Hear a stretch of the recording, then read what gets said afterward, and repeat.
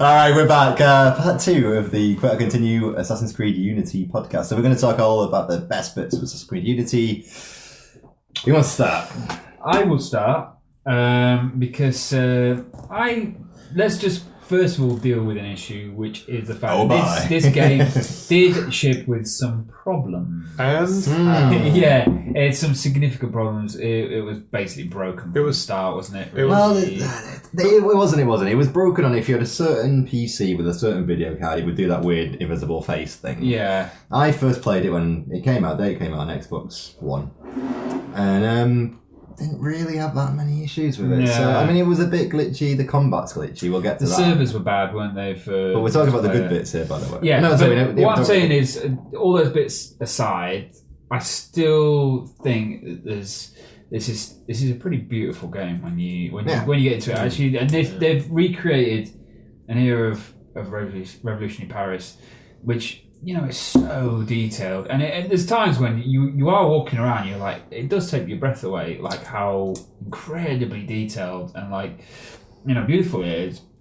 And I think that from a visual presentation perspective, you know, it's pretty good. I mean, I do watch the Syndicate breakdown trailer of ours, because for me, Syndicate looked like a massive step down from this. I think that's why it was so pointed, really, because, like, I watched that and I went, how is this the only next gen? And how is this compared to... Weird, right? Because so if you were to have looked at this game when it first came out on consoles, it actually, from what I've read anyway, it looked marginally better than it does now. Because they've had to descale it, pull it back to make the frame rate acceptable and things like that. So they've actually stripped out, from what you read, I mean, I don't know if this is really true or not, it's like what the internet says.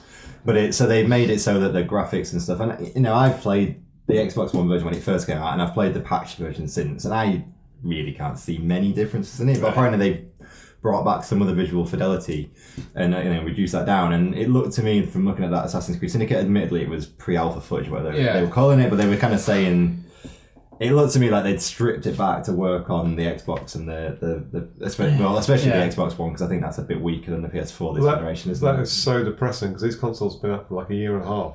Yeah. And they're already gimping software to try and accommodate for that. The problem is, and we're getting way off subject here, but the problem with that is that, okay, so Sony and Xbox can throw, and Microsoft can throw as many assets and money as they want to make the games look amazing on their consoles. When it comes to someone like Ubisoft, who have to make it look good across both consoles and PC, they struggle because it's the one engine, they've got to make it work. And that's why Call of Duty never looks amazing. Yeah, and actually, it's never like a world beater. Let's go on to the Order. That looks amazing. Yeah. I know it hasn't got as much to do because it's a very linear game. But it's because Sony made it and they could throw all that money at the engine and make it just perfect for the PS4. That was a real problem with PS3, wasn't it? Like the fact that the developers said this is a ridiculous game the console developed for. So every PS3 game came out, it just didn't look as good, or didn't run it, or it just never happened. Unless it was Uncharted, in which case they could, or The Last of Us, in which case they could throw all that money at it. And it's... Anyway, so... But I think Ubisoft have done a great job with this game from it is now, and obviously a lot of people were upset, but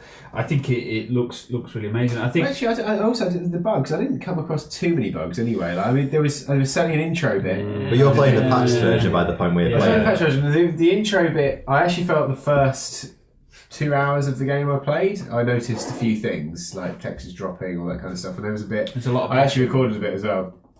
So I'll see if I can be bothered to put it into the actual video.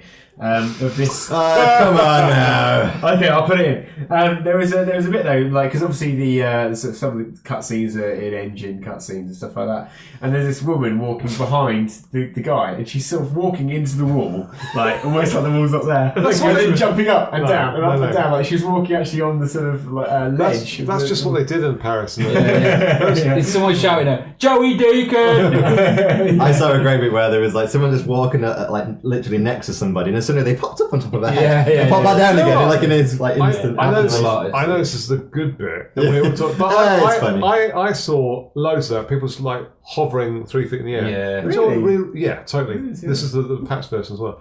It really reminded me of in Star Wars: A New Hope, where they put in that deleted scene of Han Solo walking. Oh my god! It really reminded me of that. Don't bring that up. No. How can you do Man, that? I Jack? watched that very recently and I can't watch it. It's terrible. It actually makes me mentioned- not like Star Wars You anyway. actually, was it you who talked about Jar Jar Binks? Like one of Yeah, you that's two me. did. Oh, you. He's as bad bastard. as that bald bloke from. Oh, Assassin's Creed. Tell you what, all that Disney need to do to make me give them my money in like a wheelbarrow is bring out the original trilogy They'll totally on do it. Blu-ray. All I want is the original films without any of the crap that George Lucas subsequently added I've got to them. I've got the Laserdisc rips. Oh, well, there you go. But anyway, I was Yeah. going to. So going back to this game, I was going to talk about. Yeah, you're right. This game, I think this game is genuinely beautiful, and Yeah. the graphics are really impressive. And Yeah. in terms of sheer numbers of NPCs, the crowd scenes are really Huge, impressive. yeah, There's really so many huge. people littering the streets. And it doesn't feel like multiple people. It doesn't feel like No. in the trailer we saw with Syndicate. It doesn't feel like the same person over and over Did again. you feel though that people littering the streets became an issue when you were trying to run around the But streets? isn't that more realistic though? Yeah, that's a Is it? I don't You know. can still I barge wasn't out the way there. if you've got the button mashed. You just, Yeah, you just yeah. kind of Didn't do see that any to them. kids. No kids running around the streets. But that's the funny thing about this game. That's the isn't it? restraining order thing. That's because you could literally kill the kids Well, probably if you wanted to. And No kids, but there were dogs and goats, but you can't kill them because, God knows, I tried to assassinate a Yeah, goat. I bet you did. I bet You did, can't yeah. do it. They won't let you do it. But in terms of attention to detail, at one point I stopped for a breather, and I was checking Had my an map. Orangina. And an Orangina to check my map for something. And so I stood there, and the thing about this game is most of the time you're running from point A to point B. So you're not paying much attention to what's going on in the background. And there was a couple of guys operating a printing press, like just on the side of the street. And they were both animated, like someone's made this. Someone sat down and thought, right, I've got today's job. I've got to animate these two guys operating a printing press.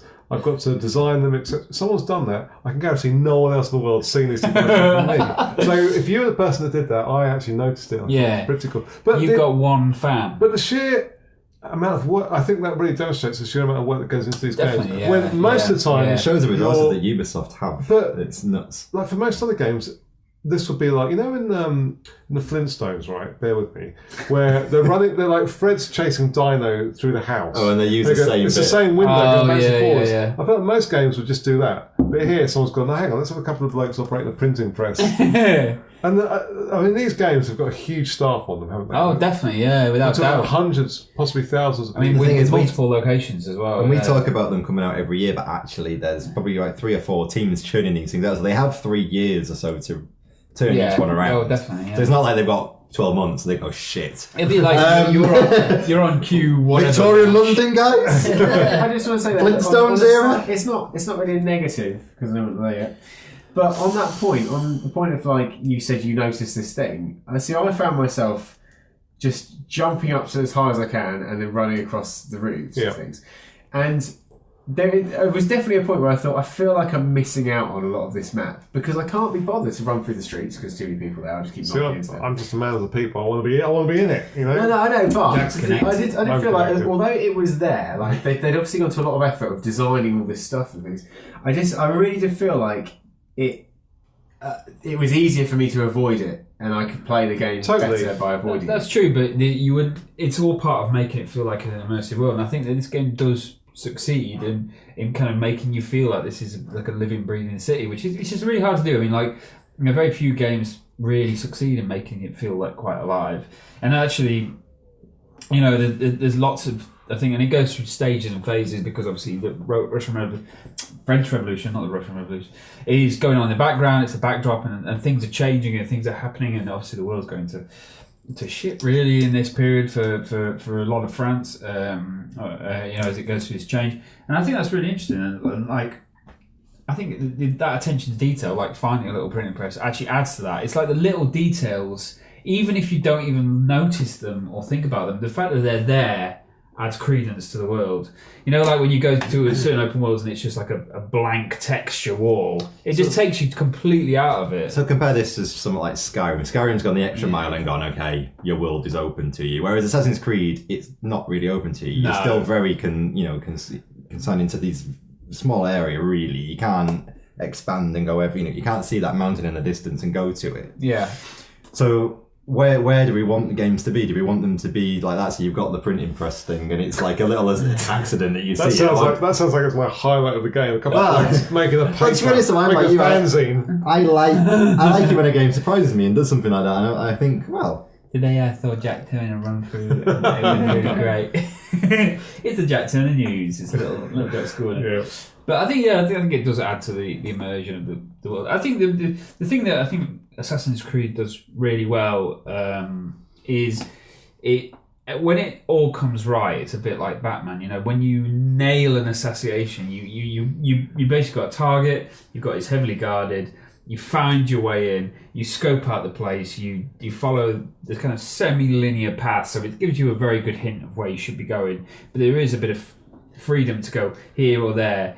And there's an assassination quite close on, I think it's in Notre Dame, and I sort of got up the side of the building, opened a couple of the windows, went in, killed somebody, jumped down, got on, you know, there's like the ropes across with all the kind of pious sort of thing.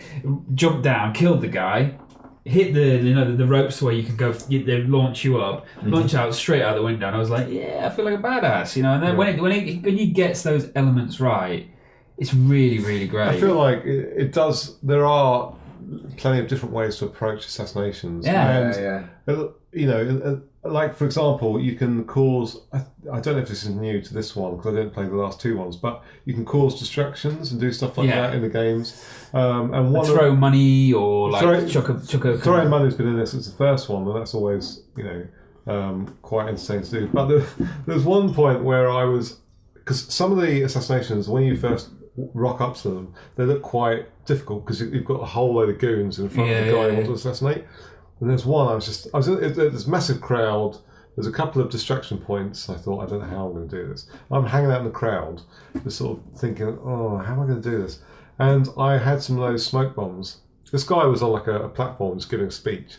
I basically just lobbed, there was probably about like 10, 15 guards there. I lobbed a smoke bomb into the middle of them, just rushed in, stabbed him, and rushed out again. And I was just like, oh, that's really easy. Yeah. But that was just one of the ways I could have done it. And I really appreciate the way that you can sort of consider your approach and think about how you're going to do it.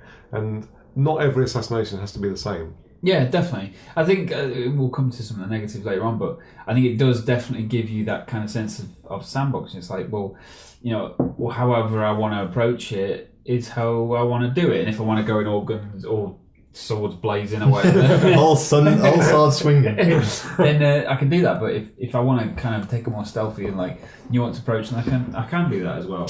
And actually, at times it really makes you feel, like proper like you're playing an assassin, not an assassin, but it makes you feel like you're actually kind of like slickly playing the game. Yeah, there are points where it all comes together, like you said, and you feel slick. That's the best way to describe it. You kind of you approach your target. You've got this seamless process. It all comes together.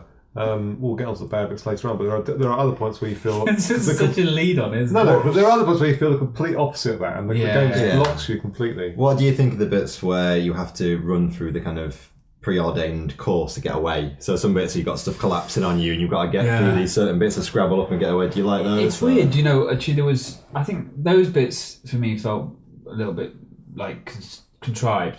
But do you remember there was a game a while ago, I can't remember whether it was Brotherhood or another one, where you went down into like crypts and they were big sandbox, it's like Uncharted style. I really enjoyed those. I really enjoyed those. It was a bit like Tomb Raider, it was a bit like Uncharted, and actually those felt reasonably contrived, but really actually, because obviously there's a set path through them, but really good fun to play, a bit like Uncharted where it's it's linear but it's really good fun.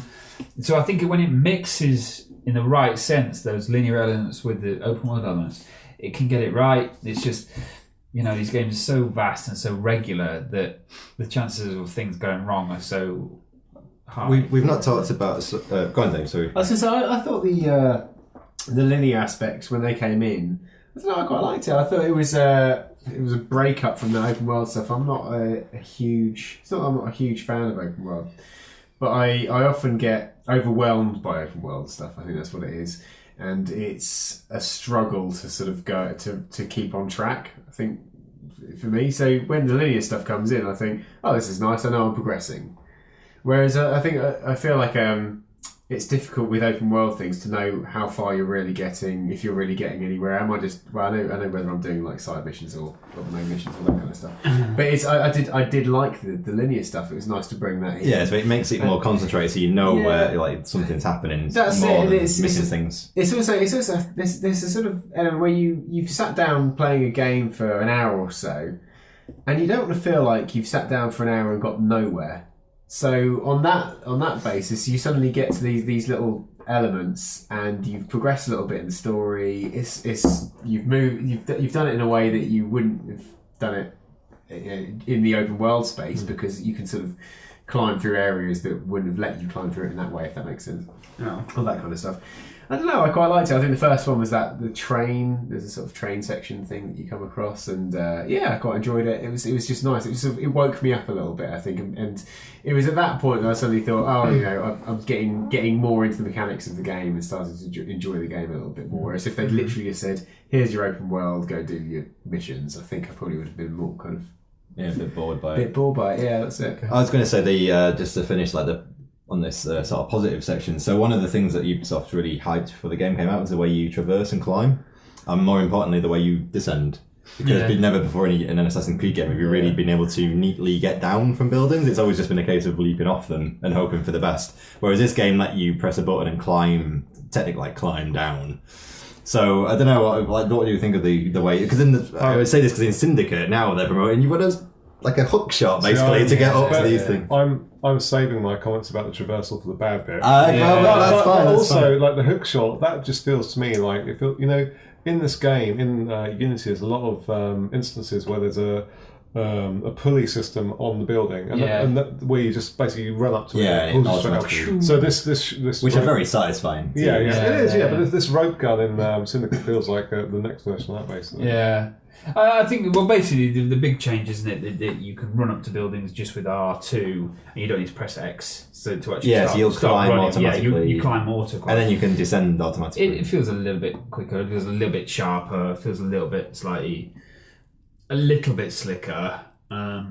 I think we probably need to... We're going to talk about Windows, aren't we? Yeah, it's not Microsoft Windows either. No, I've got one more positive. Oh, go on then. Believe it or not. Wrap up. Yeah. So there's a couple of instances in the game where you have, I guess I'd call them flash forwards in a way. Yeah. Yeah. So Eiffel Tower. There's a bit where you have to scale the Statue of Liberty and also the Eiffel Tower, and those really broke up the game because so in the this is a slight spoiler, but in the Eiffel Tower event you flash forward to the 40s, and you have to scale the Eiffel Tower whilst you're being attacked by Nazi gunners, and it really breaks up the action. It's actually quite satisfying to play. Yeah. And I would have loved to see more of that stuff. And the one, this is kind of heading into criticism now, but one of my issues with this game is there's no modern day stuff, which is something I actually really enjoyed in previous games. So even in On Without Dead, they'd have you wandering around the labs, wouldn't they? And like sort of working on the computers and stuff like that to try and decode stuff. But now they kind of have totally gone off. Maybe that'll come back. From only playing the first one, I hated that. Go back to the. But in the first, so you've seen the proper evolution of it, then I guess, haven't you? Like, so you've gone from that to this. Well, yeah. I mean, I've seen. I would see the evolution start to of the it. finish. I mean, I've just basically seen what it was like in the very first. But in the first game, it was really restrictive. So you were basically stuck in one room, which was a lab, wasn't it? Yeah. But in further games, you get further out into the real world, and but the bit, I mean, it's crazy, isn't it? When you're shooting down Messerschmitts with a kind of a chain gun and stuff. It's very odd, but they were quite fun to play. Yeah, I think it's not change of pace, isn't it? I think I'd love to see more of that. Perhaps in later on in the podcast, we'll talk about what we'd like to see in future games. Just an idea. All right, that's it for part 2. Join us for part 3, where we'll be talking about everything we did not quite like about Assassin's Creed Unity. All right. It's a spoiler alert.